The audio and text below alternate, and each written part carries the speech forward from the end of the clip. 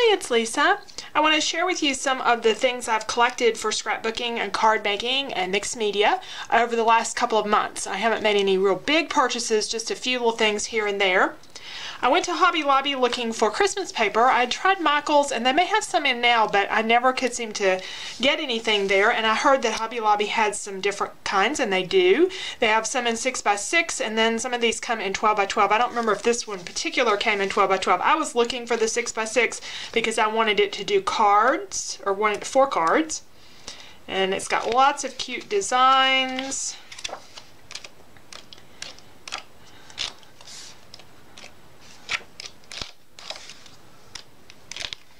It's called Woodland Wonderland. Love the reindeer. So some of these can be backgrounds or paper strips or just use them by themselves. There's some I can cut out and use as elements on my cards. Some really cute things. And they had some embellishments too.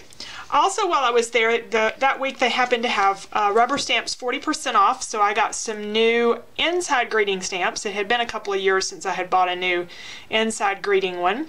This one on the left is called Glory of Christ, and on the right is Meaning of the Season. They're stupendous, and they were $6.99 less than 40%. Now, also for Christmas, on eBay, I got some stamp sets. This one I think is just adorable. It's called Reindeer Joy, and I just love the little reindeer. It's from Hampton Art. Hampton Art makes the best clear stamps. They work with every kind of ink, stamp perfectly. They are just wonderful, wonderful stamps.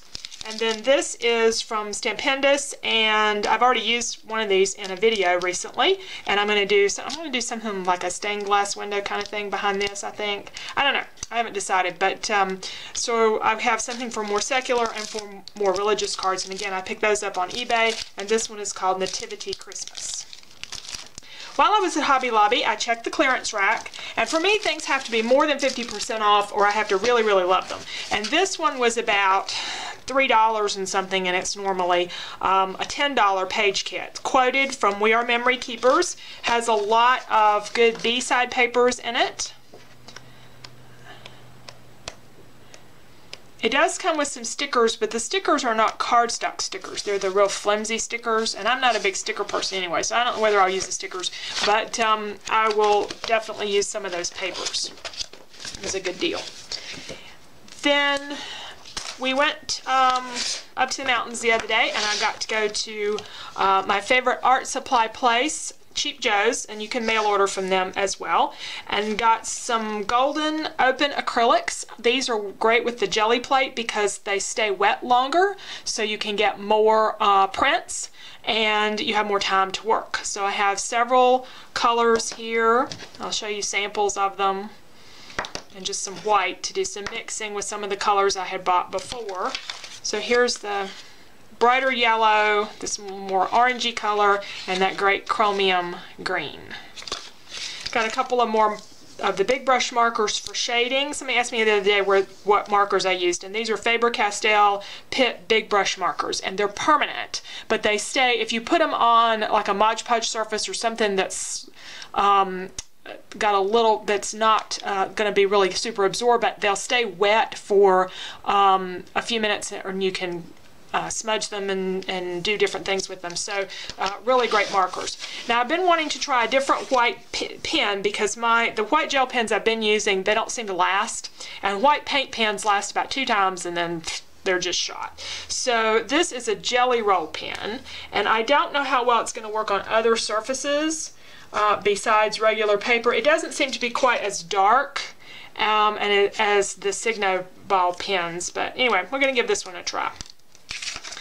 Now, I was doing an Amazon order the other day, some non-scrapbook stuff, and I looked to see what they had in stencils. Usually their stencils are more expensive than everybody else, but they did have some as add-ons. And an add-on with Amazon means you can't get a free shipping option with it. You have to already qualify for your shipping total, but then you can add these on and it doesn't cost extra shipping, or if you're already getting free shipping, you still get them shipped for free. And so they were these happened to be less expensive than the normal price for Crafters Workshop stencils. They were $3 and something. This is the mini abstract leaves and the mini Mayan calendar, which is really cool. Those are 6-inch. And then this 12-inch stencil is called Stained Glass. I use my round stencils a lot, so I wanted some more of those. Now, in a separate order from Amazon, probably about 6 weeks ago, I got in this book called One Zentangle a Day. I looked at several different books, and I thought this one would be the best one. It's supposed to be a 6-week course, and I've done probably a week of it. I'm not really desiring to do tons of stuff with Zentangle. I just wanted to have some patterns that I could use to draw in my art journal, and that's what this book is giving me. It gives you a lot more information than just the patterns, but each day, almost every day, you have 3 patterns that you can copy and learn. So it's a reference book for me, so I can go back if I'm doing some art journaling and I have a space I want to fill in. This just gives me some to go by. And you can find a lot of stuff online, but I just like having them on paper in front of me as I'm drawing. That's just something that works well for me. So I've done a little bit of playing with this, and it's probably been 2 weeks now since I've done anything with it, so I need to get back to it and do a few more. But I'm flipping through here because it's so hard to find good information on these books and what's available. But it's One Zentangle a Day, and there's the author's name, and you can find that lots of places, including Amazon. And then the last thing I want to share with you is for my 8x10 jelly plate. I didn't have anything to put this on. I would just always lay it out on my craft mat and try to keep my craft mat good and clean. You're supposed to keep it on a surface where it won't, that's clean and flat, so it doesn't end up getting little indentions permanently in it. The box it came in has just gotten so much gunk on it that I can't get it clean anymore, and too many little indentions. So I had a piece of plexiglass cut to get for the pad to rest on, and got that at our local glass shop, and I think it was $7, so it was a good investment. And I can clean this off fairly easily, and you can use real glass. It doesn't have to be plexiglass, but I wanted something that I wouldn't break and or take a chance on cutting myself with. But they finished the edges off nicely for me. You just have to ask for that. But anyway, so those are lots of new goodies that I have, and you'll see some of them, especially the stencils and things, in upcoming videos. So stay tuned. Thank you.